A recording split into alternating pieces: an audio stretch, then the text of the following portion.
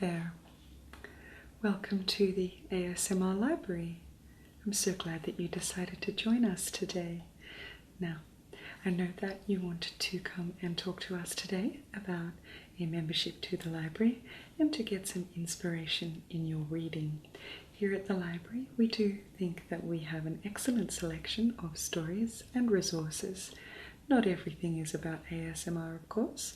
We do very much like fiction here at the ASMR Municipal Library.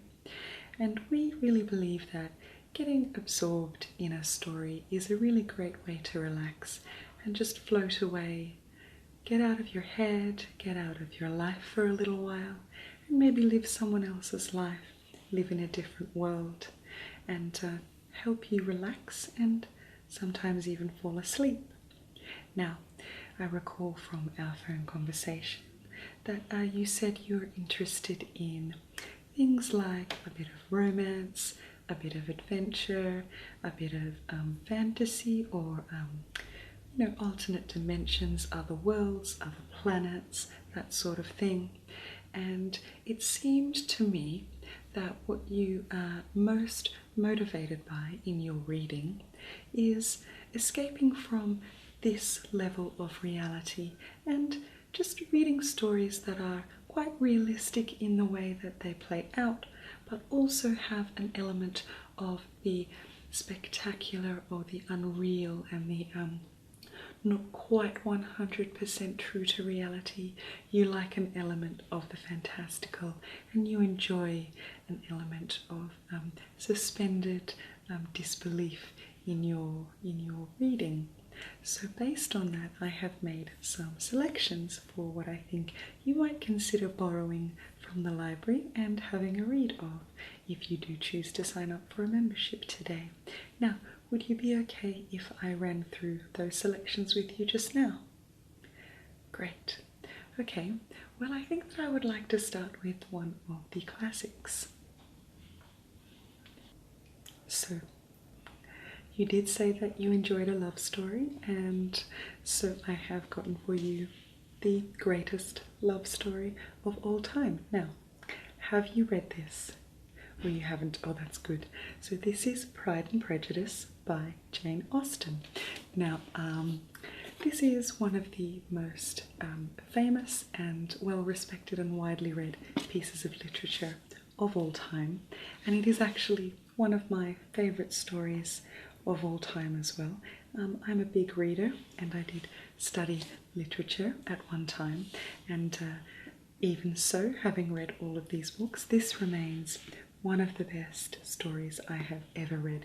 In my opinion, it is the perfect love story and the perfect three-act story. So if you're familiar with the progression of a plot, the traditional progression of a plot would be ideally written much like a play in 3 acts, where the drama can be separated into 3 separate sections that escalate upon each other.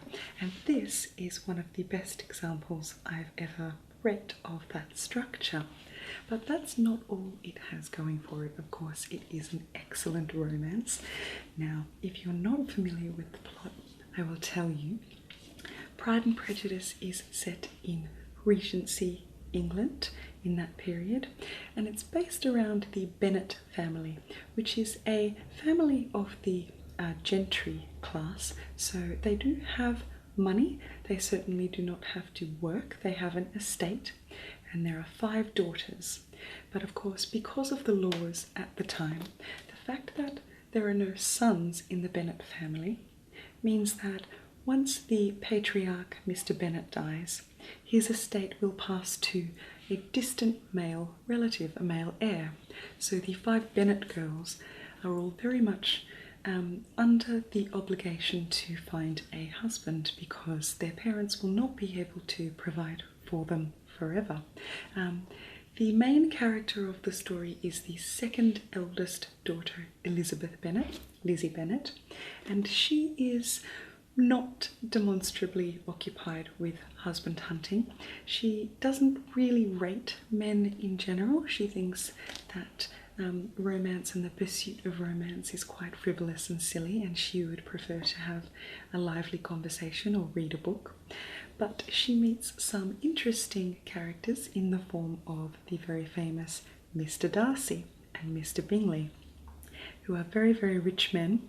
And of course, Elizabeth is not looking for romance, and nor is Mr. Darcy, and they dislike each other intensely at first.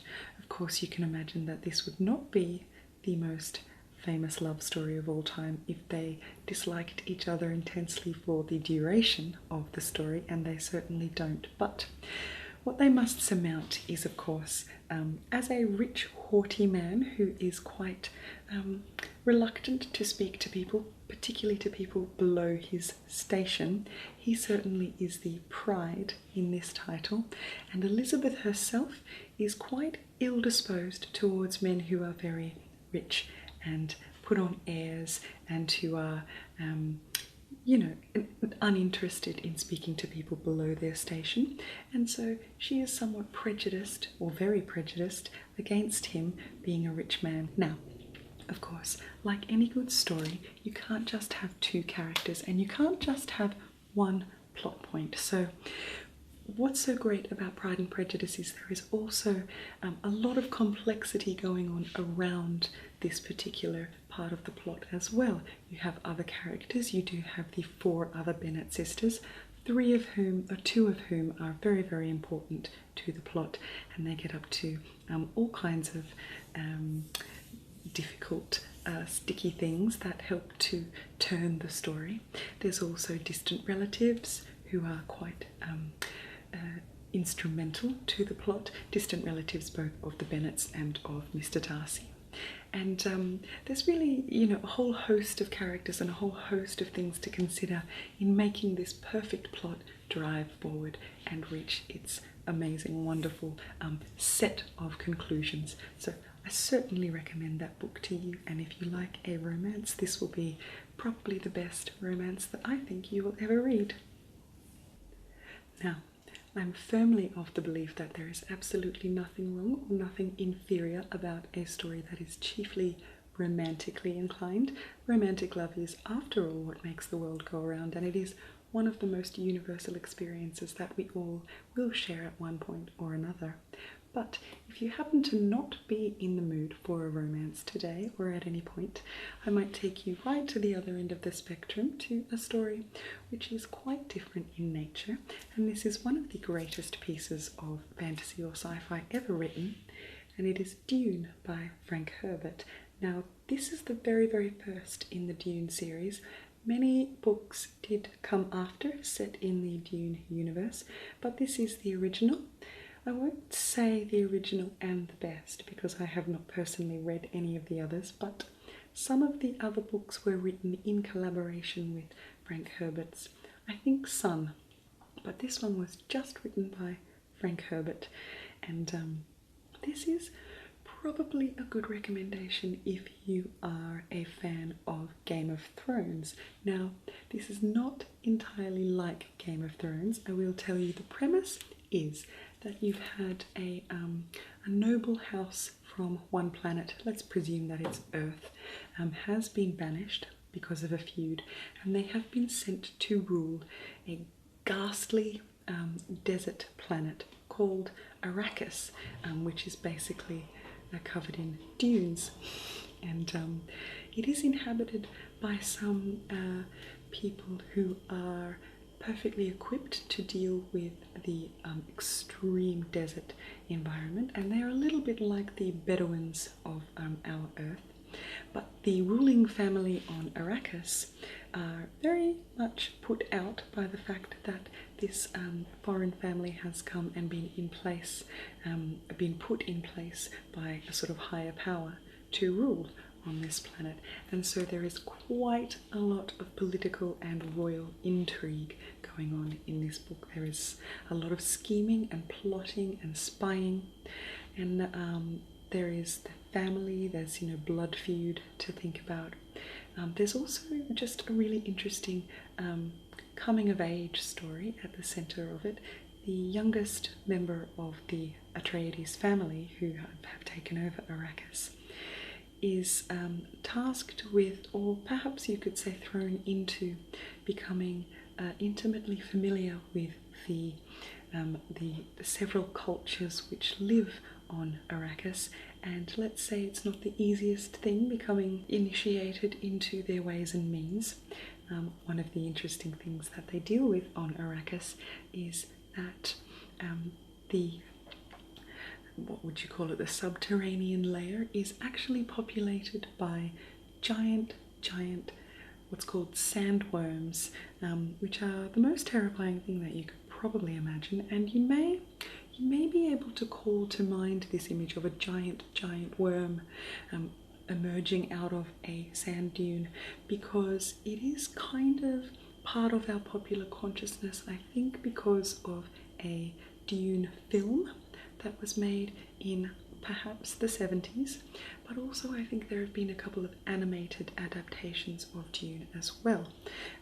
So there's some really iconic imagery in here, but it's not just, you know, some sort of silly romp into a hostile planet with some, you know, big bad monsters. It's a very interesting story of royal intrigue, political intrigue, faction forming and breaking, and it's, you know, this is why I draw the comparison to Game of Thrones.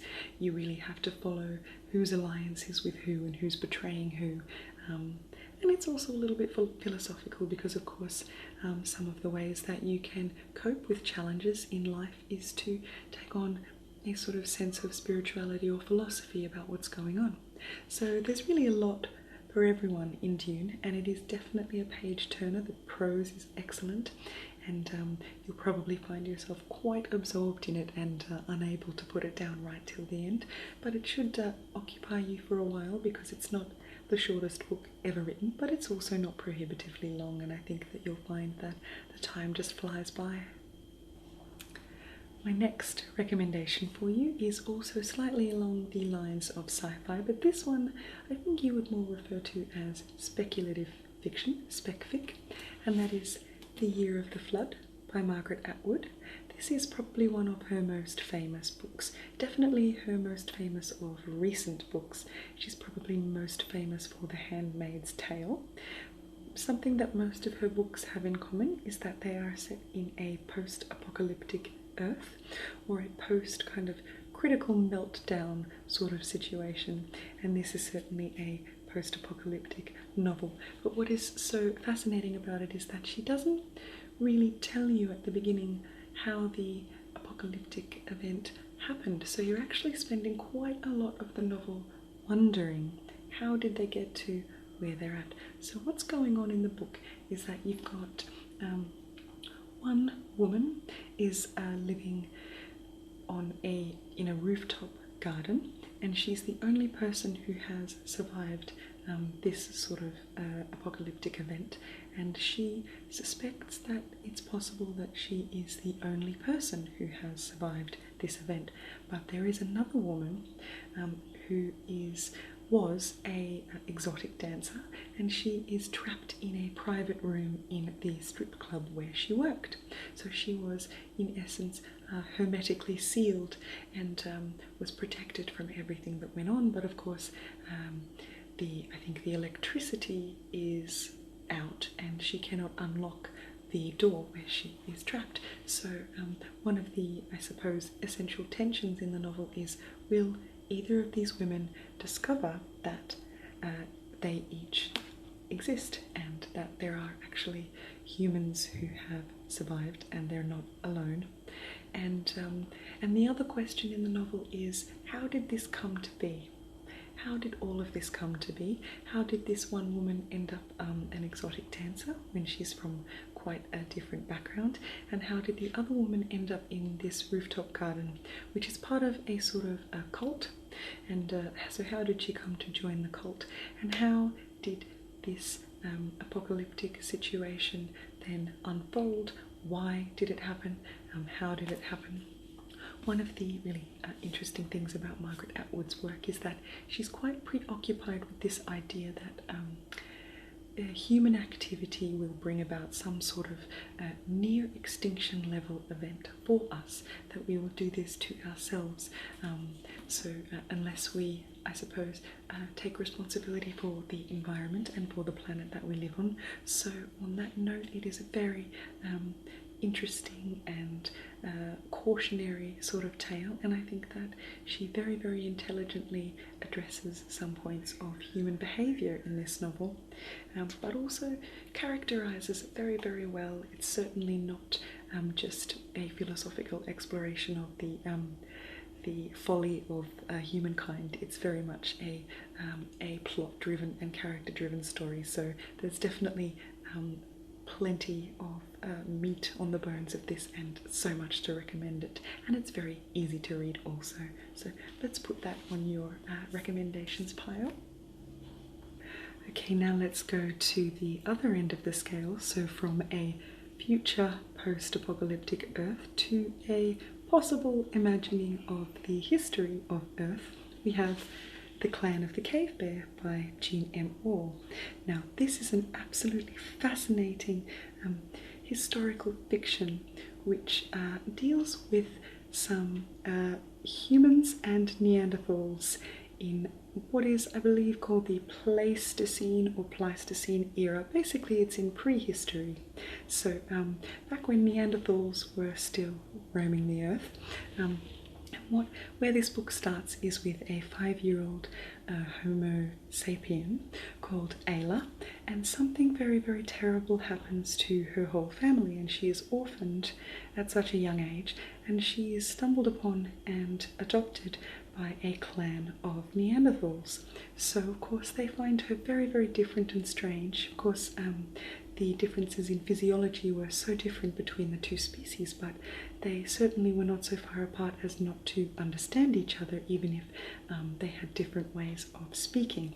So what is so interesting about this story, or one of the things that's so great about it, is the meticulous research that the author has obviously done in order to be able to even write it or conceive it. So she has scoured the world and the libraries of the world to find out all sorts of things about what historical humans would have eaten, how they cooked what they ate, how they even knew what was good to eat, what their customs might have been, what their artwork was like, what they valued, how their families might have been structured, if they travelled, if they moved around, how did they merge families or clans, did they have comings together of large groups of them, all sorts of absolutely fascinating things. I don't know if you find anthropology that fascinating, but if you do, this will be just such a wonderful, wonderful book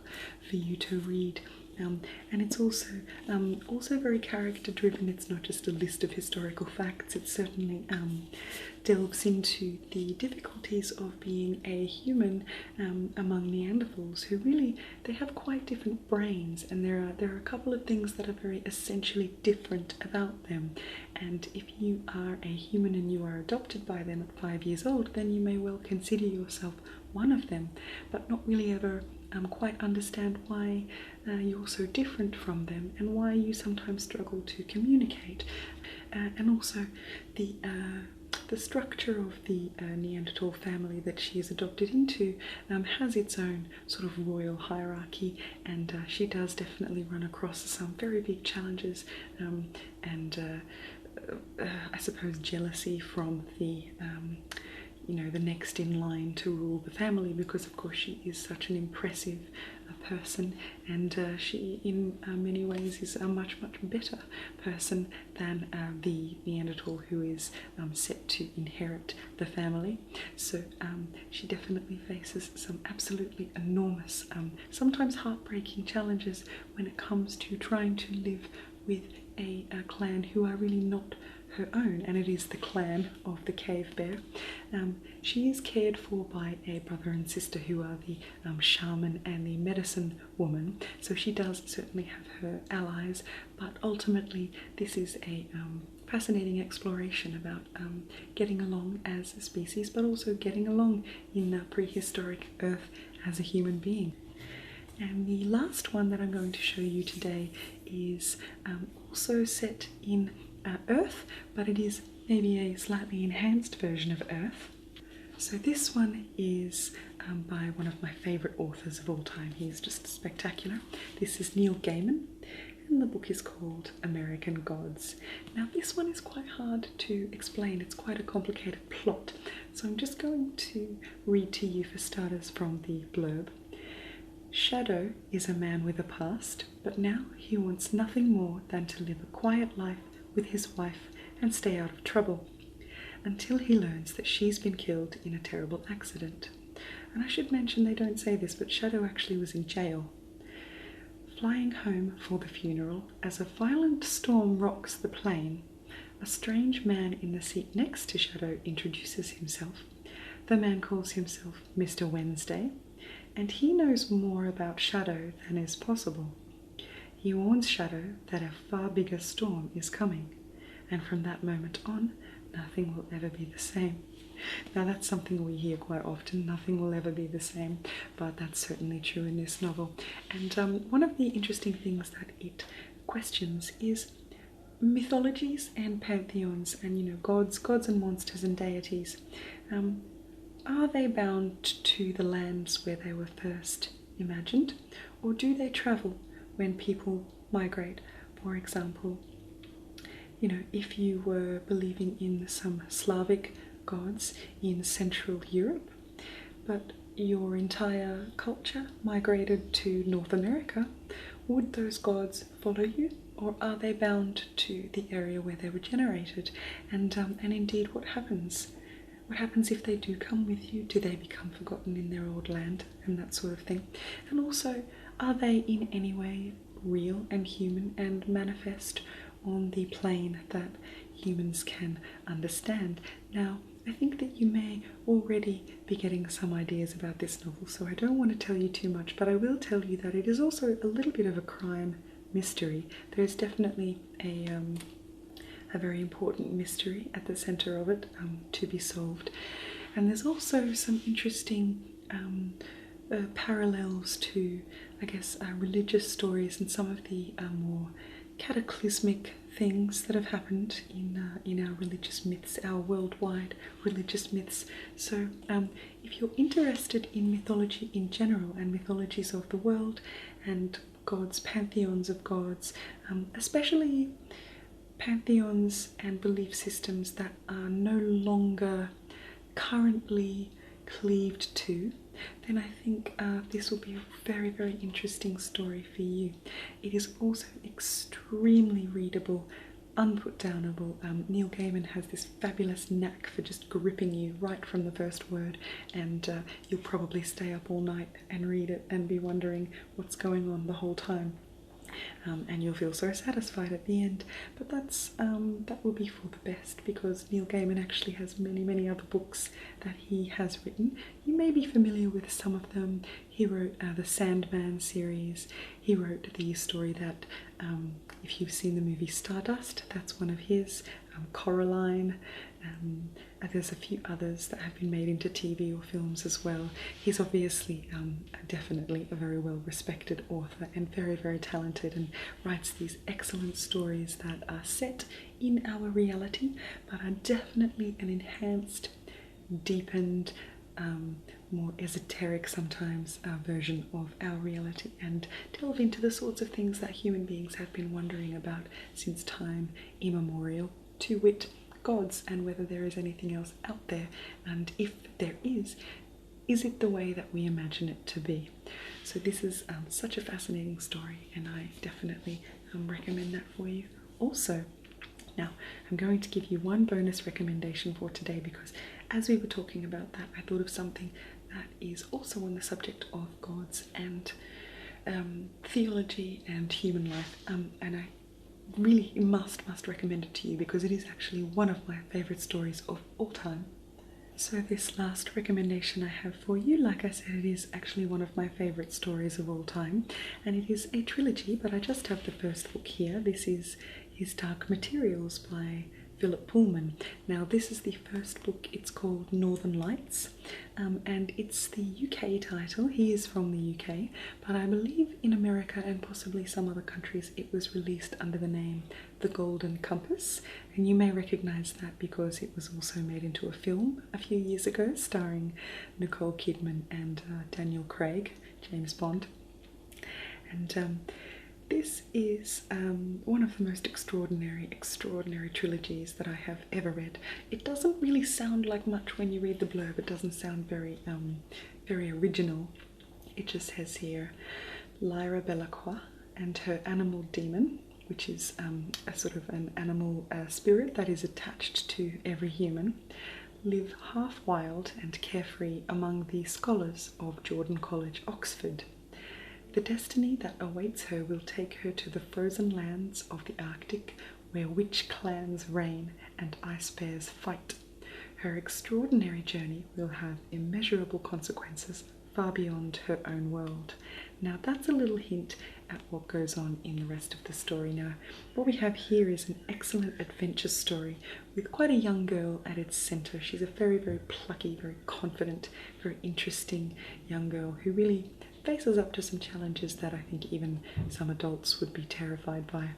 And she has some very serious things to fight at the hands of adults, and it is, as you heard, quite fantastical. You have your ice bears and witches.